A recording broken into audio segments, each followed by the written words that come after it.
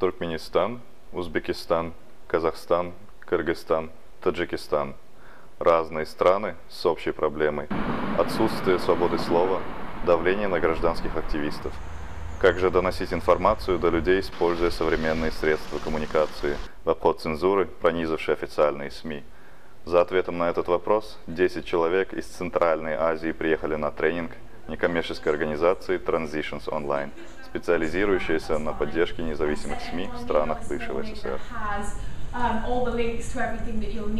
So basically, the software is on these first two computers, the last two.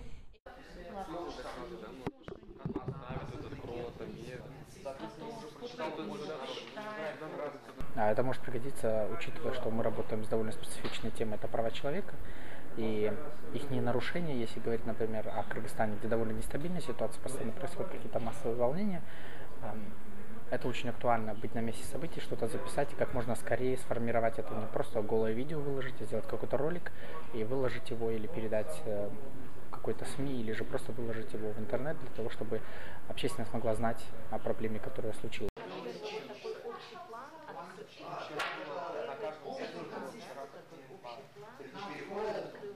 Мне бы хотелось, чтобы побольше были проекты наши, потому что, да, нам рассказали проекты, которые очень популярны во всем мире, но мы знаем, реалии в Центральной, то, что Mail.ru, он, да, популярен. Так почему бы этот инструмент не использовать, если все наше население сидит в Mail.ru?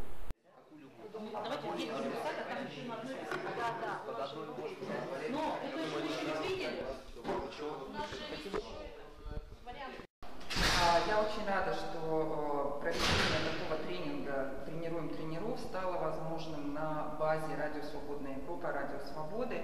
И я надеюсь, что знания, полученные во время обучающей программы, оказались для вас полезными.